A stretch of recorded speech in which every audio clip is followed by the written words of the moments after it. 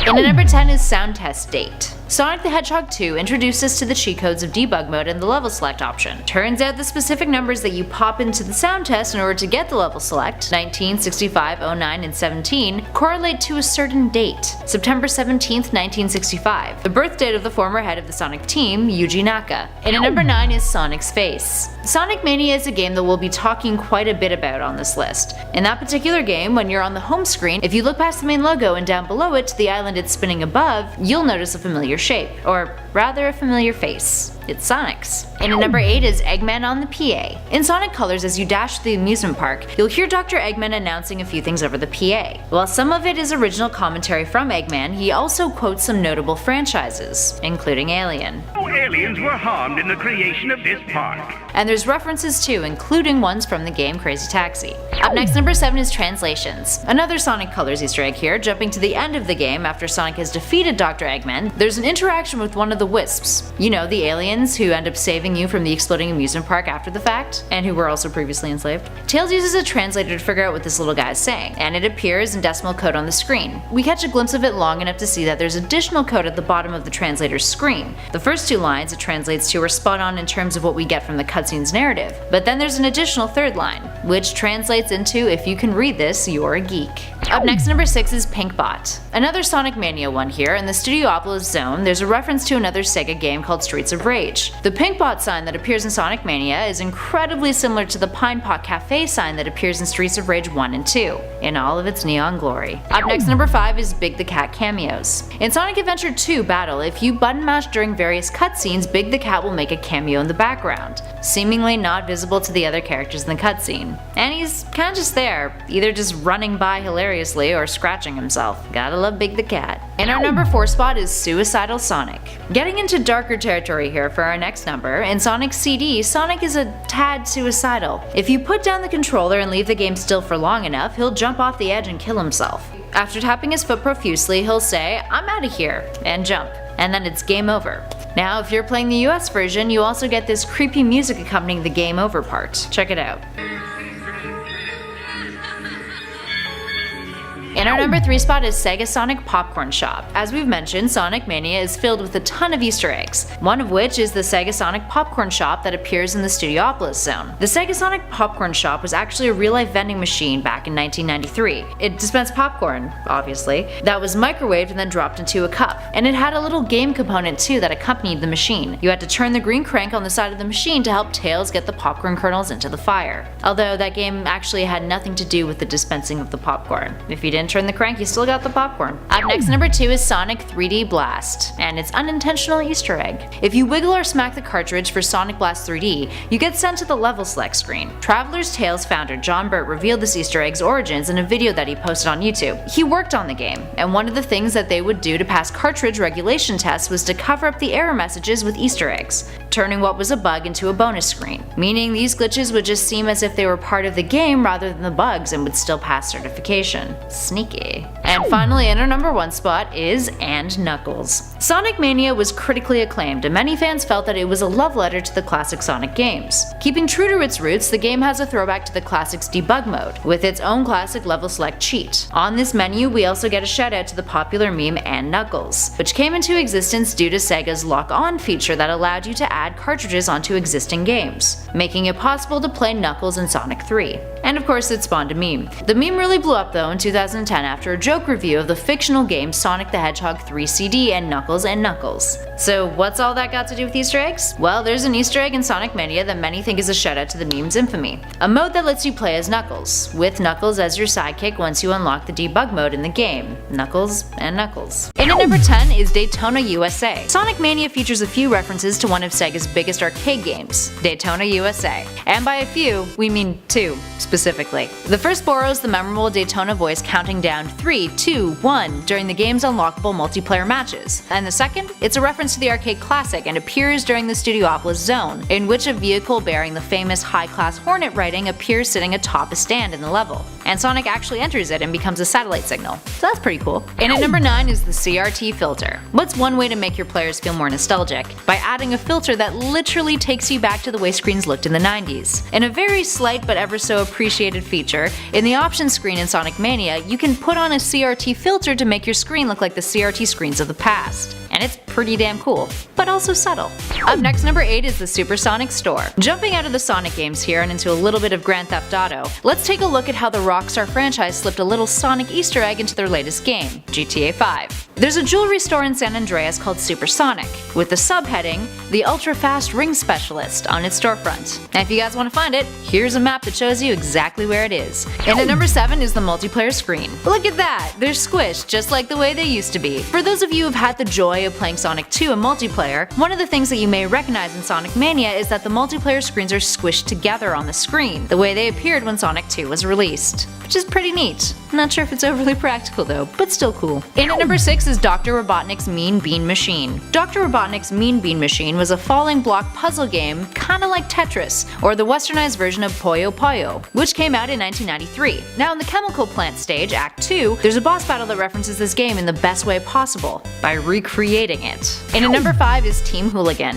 Those who haven't read the Sonic comics may not be familiar with Team Hooligan, a group of characters that comprised of Knack the Weasel, Bean the Dynamite, and Bark the Polar Bear, who first debuted in 2014. Now enter the Mirage Saloon Zone in Sonic Mania, a zone where one Egg Robo Boss gets a little nostalgic. The Heavy Magician boss turns into these 3 characters, who you then have to battle, along with Fang the Sniper too, who also hasn't been seen in quite some time. And at number 4 is Genesis Does What Nintendo Don't.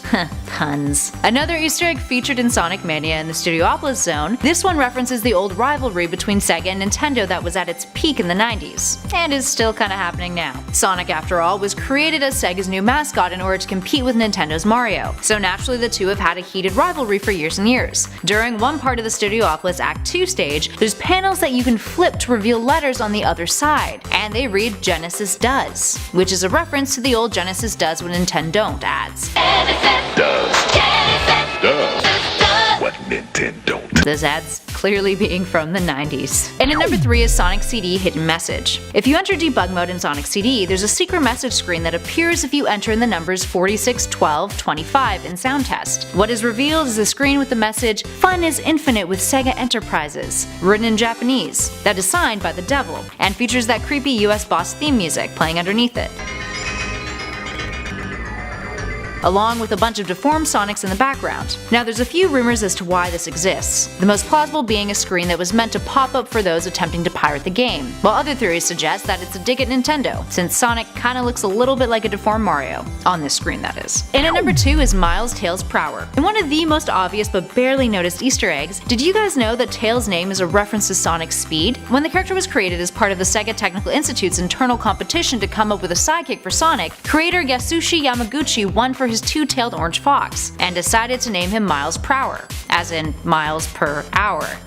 Eventually the name Tails was included, primarily for simplicity's sake, but Miles Prower was kept as his official name, with Tails being more of a nickname. And finally, in our number 1 spot is self-deprecation. So what can top one of the most iconic Sonic characters having their name be an Easter egg? Well, some good old self-deprecation from Sega. So let's backtrack for some context here. The game Sonic Mania was announced to celebrate the 25th anniversary of Sonic the Hedgehog, and that announcement just so happened to be revealed during an awful livestream event, in which the script was pretty much garbage, the presenters were really awkward, and most annoyingly, there was a buzzing noise present during the entirety of the live stream. That's the sound of 25 years of Sonic! Yeah, painful. So guess what the cheeky developers at Sega did? At the end of the boss fight in the Easter egg-ridden Studiopolis zone, there's a large screen that's playing in the background the entire time, and when you win that boss battle, it emits the same exact buzzing noise that was present during the live stream, which is pretty genius. And at number 10, Christmas Nights. Nights was a game series initially developed by Sonic Team at Sega. This spin-off, known as Christmas Nights, is a holiday-themed 3D game, and significantly shorter than its predecessor. But it's loaded with additional unlockable content, including the ability to play as Sonic. Sonic is one of the unlockable presents in the game, and you can play a whole level as him.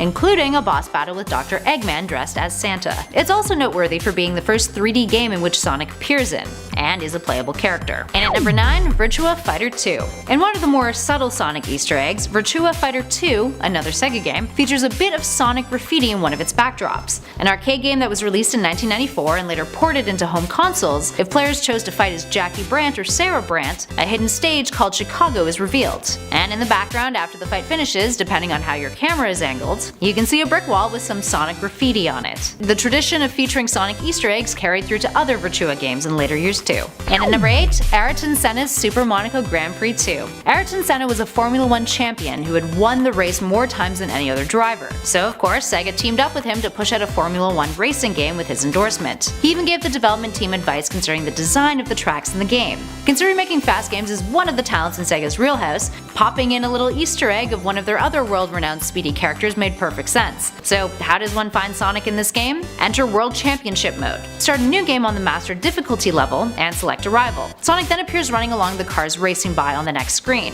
and while the other vehicles all come to a stop, he keeps running. The whole moment lasts for just under a second. Up next, number 7, Daytona USA. In one of our last lists, we mentioned that there is a Daytona USA Easter egg in Sonic Mania in the Studiopolis zone. This comes after a long history of the Sega game featuring Sonic as an Easter egg in their own series. Once in the 1993 Daytona USA game, in which Sonic appears carved in a stone mountain while on the 3-7 Speedway course. And at number 6, Bugs Bunny Double Trouble. A game developed for the Genesis and Game Gear, Bugs Bunny Double Trouble was a 1996 Looney Tunes game where you played as Bugs Bunny. In the first 2 levels, there's a special item that you can acquire called Speedy Shoes that allow Bugs to move faster. They also vaguely look like an inverted pair of Sonic's famous shoes. While you may be thinking that's a bit of a stretch, if you look at what the shoes are doing before you pick them up, you may notice a large similarity. One of the shoes is tapping, in a similar motion to what Sonic does when you leave him still during the original Genesis games. And at number 5, Crusader of Senti. Expanding into a larger Sonic appearance here, the 1994 RPG Sega Genesis game Crusader of Senti was Sega's attempt to combat the sales of Nintendo's Legend of Zelda. It featured a protagonist who, throughout the duration of the game, gains the ability to talk to animals. After this occurs, if you go to a location called Anemone Beach, you can find Sonic lounging on a lawn chair. If you speak to him, he says, "Tisk tisk, I'm a gallant hedgehog. Don't mess or you'll get burnt." This appears in both the English and Japanese versions of the game. Up next, number 4, Borderlands the pre-sequel. Phonic the Hedgehog? Kind of. So there's a kraken known as the Fooper Phonic Kraken in this game. In an area within Serenity's Waste, there's a section where a bunch of krakens jump out of lava and attack you. One of those krakens is an electrically charged one that spin dashes at you. And once you defeat it, money drops from it in a similar fashion to the way that Sonic's rings pop out of him. And at number 3, Deus Ex Mankind Divided. The Ann Knuckles meme has made its round in the video game industry, with plenty of Ann Knuckles Easter eggs and references, even in Sonic games themselves. The Deus Ex franchise got in on the fun with its Mankind Divided 2016 game, which is set in the year 2029. There's a shop that you can check out called Tech Noir, and has a video game system called Soloto for sale on a shelf, alongside a video game called Knuckles and Knuckles and Knuckles. Cute. In our number 2 spot, Goat Simulator. Goat Simulator is filled with comedic genius, and the game is chock full of Easter eggs referencing films, music, and video games alike. The Waste of Space and MMORPG simulators are parodies of entire genres, and they make for some hilarious gameplay experiences. So it shouldn't come as a surprise that Goat Simulator has its own Sonic Easter egg, in the form of one of its mutators. In the game, you can unlock various mutations that change your goat's appearance or abilities. The one called Blue Streak essentially turns you into a goat version of Sonic, in which you turn blue and can perform a speed dash, just like everyone's favorite hedgehog. And unlike other mutators, it's one of the mutations that comes with the game to begin with, so you can get your Sonic on right off the bat. And finally, in our number 1 spot, Radmobile. Ending off this list is the first appearance of Sonic the Hedgehog, which surprisingly didn't happen in a Sonic title. Rather, the Blue Hedgehog first appeared in a 1991 Sega game called Radmobile, released shortly before his first game. It was an arcade racing game in which the blue blur appears as an air freshener inside the car that you are operating. He just hangs there, twirling around on a little chain. In addition to this, the Saturn version of the game actually features other characters as air fresheners too.